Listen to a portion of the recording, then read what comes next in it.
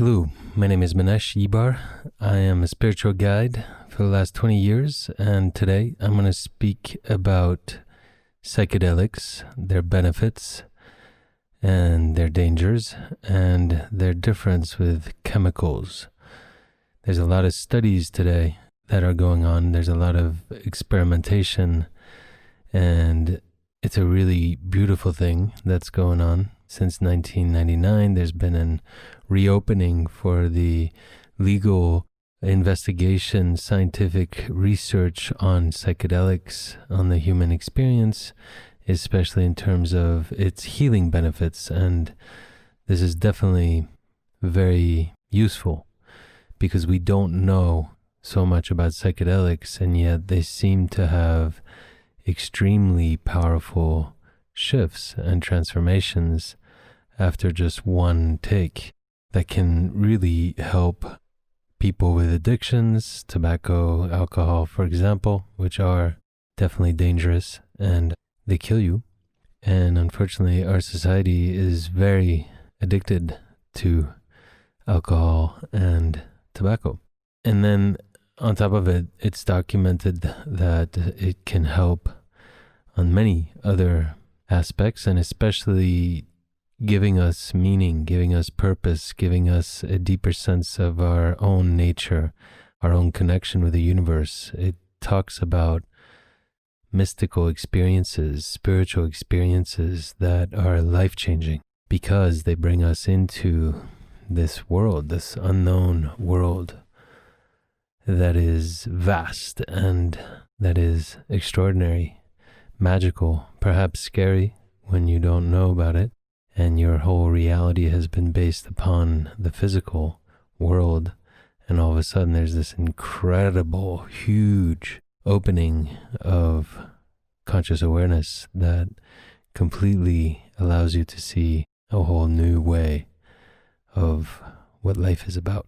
And so there's a lot of research going on, and one of the key things that's happening is the study of psychedelics that are chemically based, which obviously have a certain manufacturing capacity that makes it a sure new pharmaceutical kind of drug that can be available for the masses. And so it makes it quite, let's say, convenient for our society. And then there's the natural plant-based and shamanic psychedelics, which have been used for thousands of years, if not throughout history and throughout time, that have probably induced most of the spiritual experiences of our prophets, of our geniuses, of our scientists, of our artists, and have awakened that innate genius and wisdom. And so psychedelics are fascinating. They are extremely powerful. They are almost divine as a technical tool, in a sense, to bring us into that other space, that spiritual space, that trance space where we have an ego dissolution, which dissolves into everything. And so we get to experience our connection with everything. We get to experience physically, rather than being told. It's a physical experience through the senses of dissolving into everything and becoming one with all, which is really what so much of the spiritual texts talk about. And they bend reality in the sense that they open parts of our minds that receive so much different types of information that is usually filtered through the survival mechanism of our brain, which really usually only focuses on what is best for our survival at that moment, the existential aspects. And here it completely relaxes it, opens up our connections of our brain and our capacity to make new connections with different parts of our brain, allows for a whole entire new way of perceiving reality and perceiving our lives and perceiving the universe. So fascinating, right? And obviously dangerous, because if you don't have your center of really understanding yourself, and something is in a way an anchor for your being. It can be so remarkable of an experience that it almost shifts you so drastically that you end up having no more anchorage, and you really like kind of, unground yourself, and you become a balloon that starts floating in the astral worlds into the spiritual world, versus having a really clear intention and a clear purpose of why you're using the psychedelic.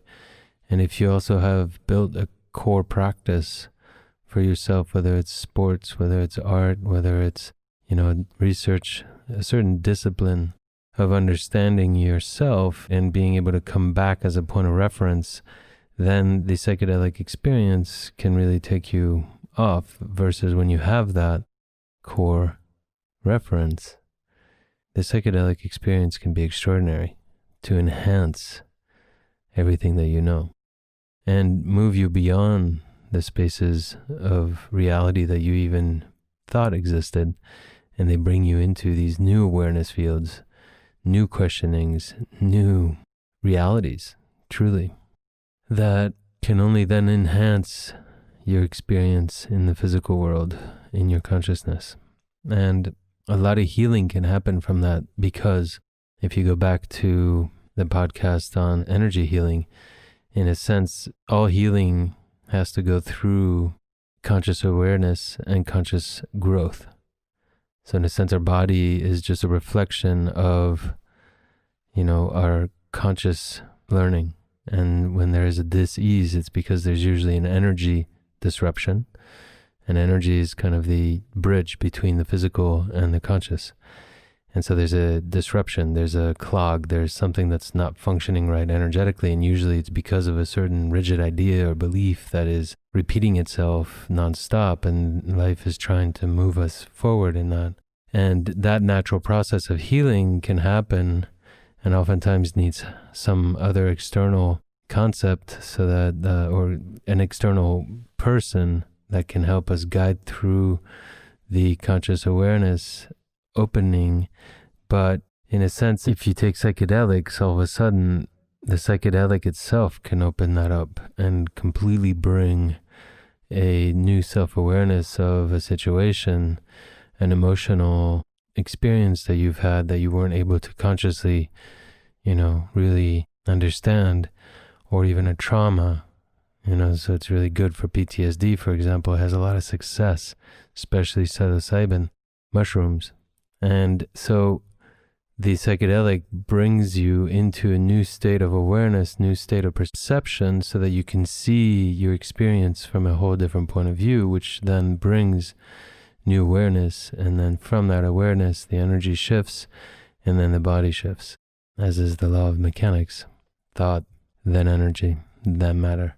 So psychedelics are quite amazing. They are here with us. They have been with us since the beginning of time, and they will continue being with us. Now we have something like 400 different chemicals that have been created over the last 10 years, and the list is just growing on and on and on, especially in trying to defy the war on drugs and the war on psychedelics, which is, in a sense, been proven to be quite useless, because we can reinvent a drug very quickly that has a different chemical formulation, which is therefore not illegal. And then by the time that the authorities catch it, understand it, and then can illegalize it, it's, already there's 5-10 new chemical variants.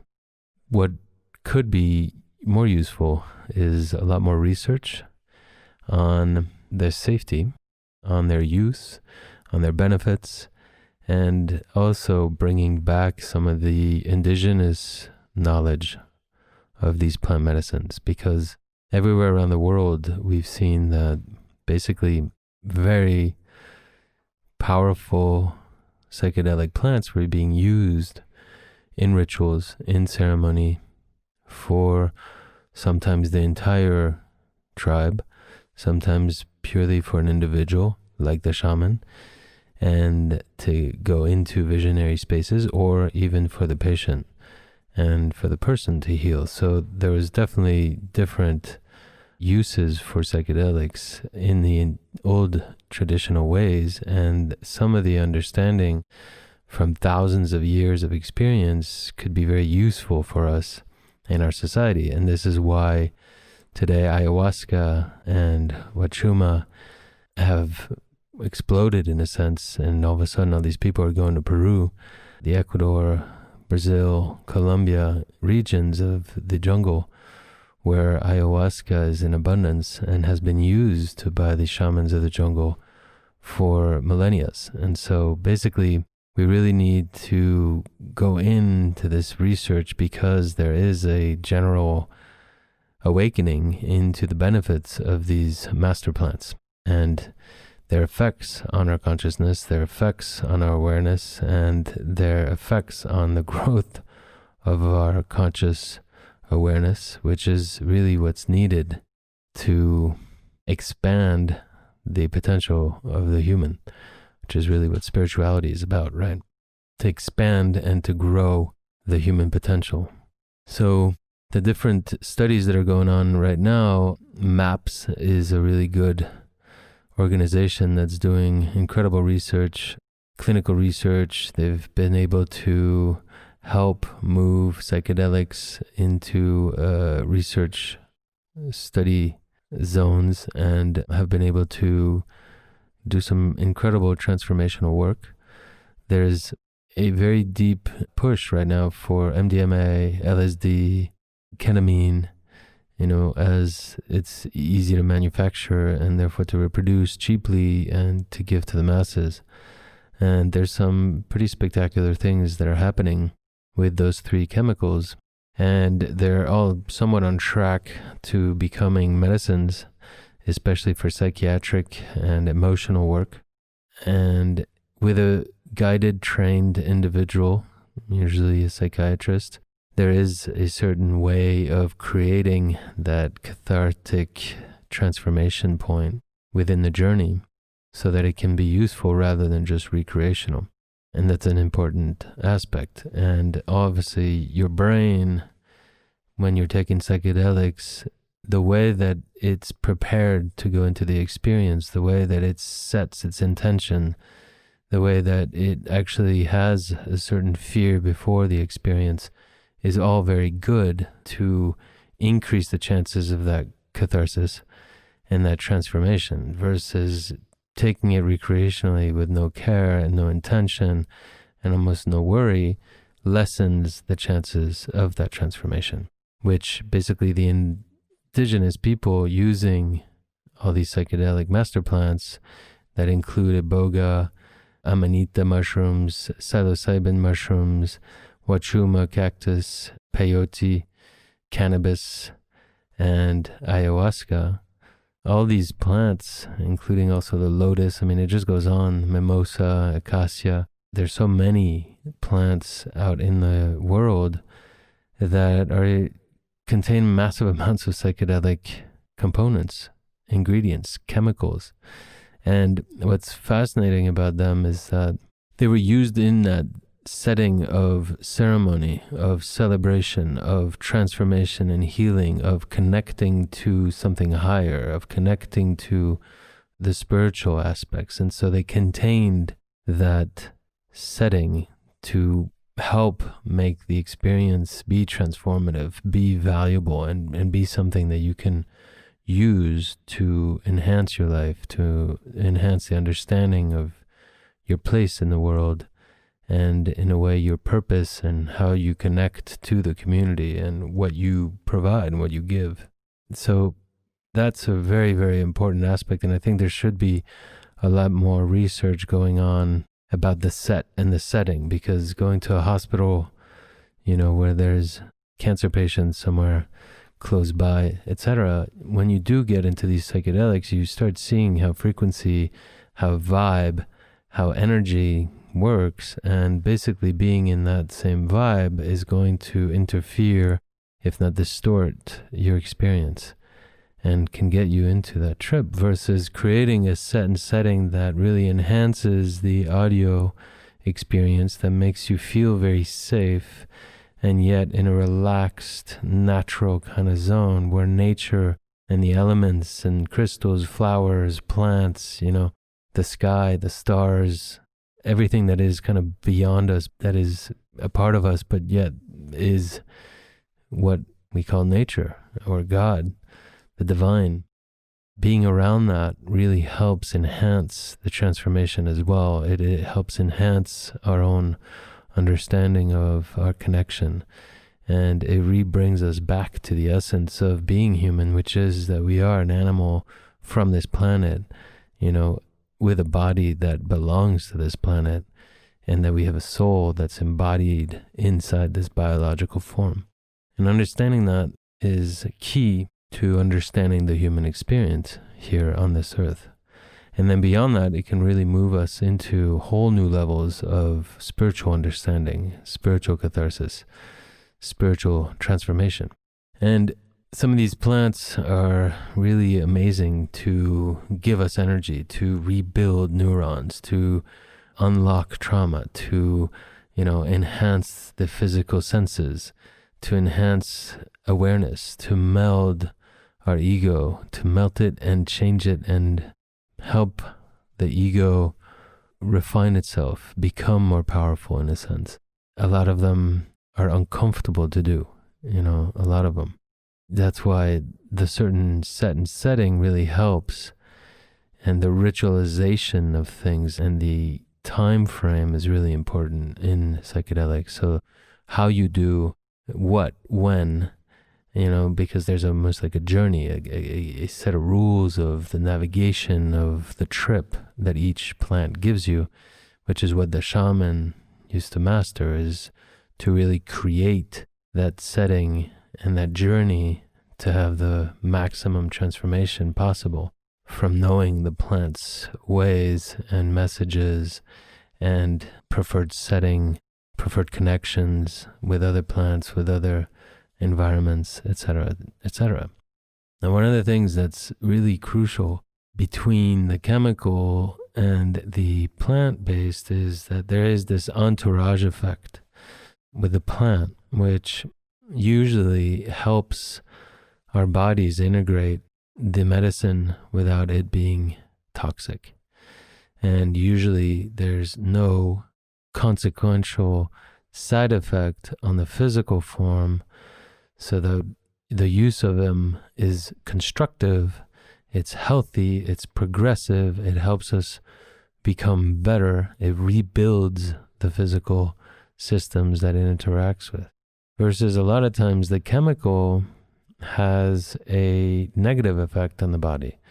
It has a wonderful experiential field, but the physical hurt that it creates takes a toll on the body and therefore hurts to a certain degree.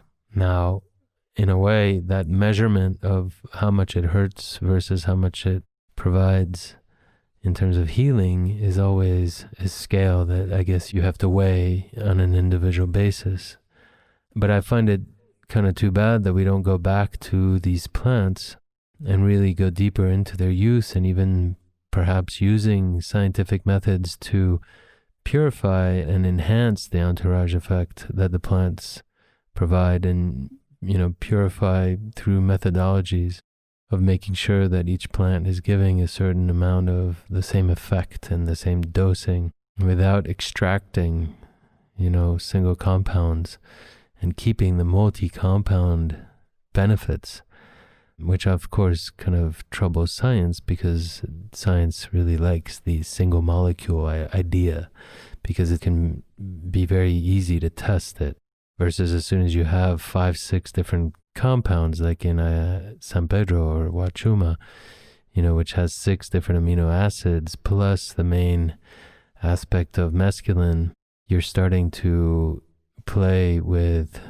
unknowns with science. We can't figure out what is changing things. But the fact is that medicine is incredibly powerful in helping bring joy, in activating the serotonin system, in rebuilding neurons, in opening up the heart, in creating the same connections as MDMA, in bringing a deeper sense of openness and vulnerability that allows you to really transform yourself on a deep level because of the connection that your body and nature and even with others can have without the negative benefits of having a serotonin rush and then depletion that MDMA gives you, where, you have to then renourish the minerals, renourish yourself, and probably expect that in 2 days you might feel kind of depressed, and that's normal side effect. Well, the San Pedro doesn't have that, because it has this whole entourage effect. So how do you take these medicines? Well, I think you're setting and purifying yourself. It's a holy experience. It's a sacred experience.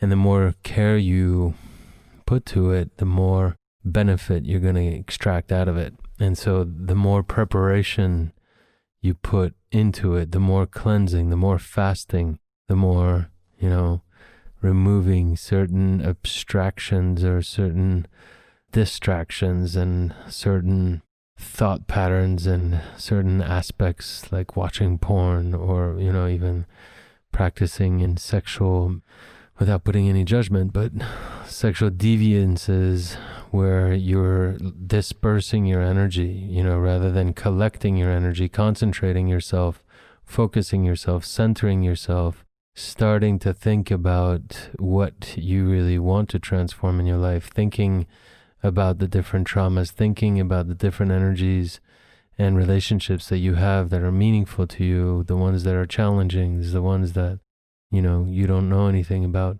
Maybe really getting into meditation, getting into a diet that takes away sugar, alcohol, coffee, stimulants, spices, and starts becoming like very bland so that you move into this delicate aspect. This is really how you respect plants, how you respect yourself, and how you respect the sacred, the higher part of you. And in that, the work already begins before you even take and have the experience, right?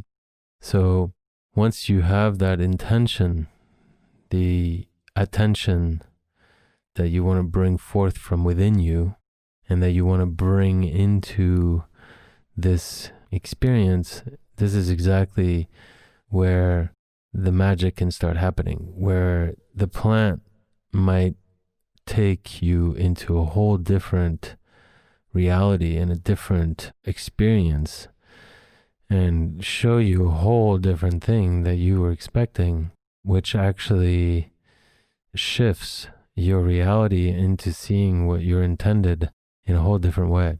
And then the shift can happen towards the end of the experience, and it can even start sometimes to happen 2 weeks later out of the experience, where you see the shift has happened by the fact that the plant took you into this other rabbit hole. So it's very mysterious how they function. And it's very mysterious also that these plants create a lot of these chemicals within them, not for their own use. It's really for the use of mammals. Like, for example, we know that deers love to take the amanita mushrooms and they go and have fun afterwards, they bounce around. And we know that rabbits also like the magic mushrooms, and we know that birds take different seeds that have effects. And so it's quite fascinating to see that these plants who basically create all sorts of minerals and nourishment also give these consciousness opening experience that can have life-changing effects, massive physical healing, and deep, profound experiences that can really make us question our reality. I truly believe that as a shaman, this is part of the next evolution, that we need to be taking psychedelics to move us into the direction of evolution. We need to really open up and break down the structures of the old so that we can invent the new world, invent the new order. And one of the things that has been going on since 30, 40 years is a deep kind of war on conscious expansion through the programming, through the control of media distribution, news, etc. And really trying to keep us into that old thinking. And actually, it's bringing us into a dead end. And so now we need the creative genius of humans to really bring us to that next level, to that next cultural evolution of how mankind works together to save, in a sense, ourselves, to work in harmony with other species and with the ecosystem that we live in, and to really push through boundaries of separation and push through certain fears that are holding us back from seeing each other as true brothers and sisters. And that a lot of the spiritual contexts and texts in the Bible, in the Quran, in the Torah, all of it are deeply in resonance with psychedelics. And that's extremely intriguing, right? And I truly think that our ancestors, all of our ancestors from all over the world, all took psychedelics to bring them to where we are. And to not be allowed to take a plant is criminal, literally. Even though it really needs to be kind of an educated process with training and with the proper set and setting, and so that it can be done correctly, it needs to be integrated in our society rather than shunned. Anyways, if you want to find out more about psychedelics, there is so much information online these days. There's a lot of science that is being done in England, in Amsterdam, in Switzerland, in America, in Argentina. It's fascinating times. And there are a lot of different shamans and people who are entering into the facilitating aspects of being medicine men and women and holding this gift to humanity to help the other go through these initiations and these conscious expanding experiences so that you can heal and grow and be inspired and transform your life into a more powerful use of yourself to help humanity grow. And on top of it, to help yourself have a better life. So definitely check out the research. And if you are going to take them, prepare, cleanse, purify, and do it in a beautiful place in nature with a proper guide that has done it before, and preferably not so much with strangers, but with close friends that you love and that you trust. I hope you enjoy yourself and you enjoyed that, and a lot more on this subject on my site for sure. And I do give ceremonies and guide people through this experience. I really like to do it through a Vision Quest initiation and a kind of whole package, a whole experience that's really deep and transformational, because I've seen that it helps that way. But I also can help answer questions. Just check out the site. And thanks for listening. My name is Manex. My site is manexibar.com, MANEXIBAR.com. And I'll see you next time with blessings. Sings.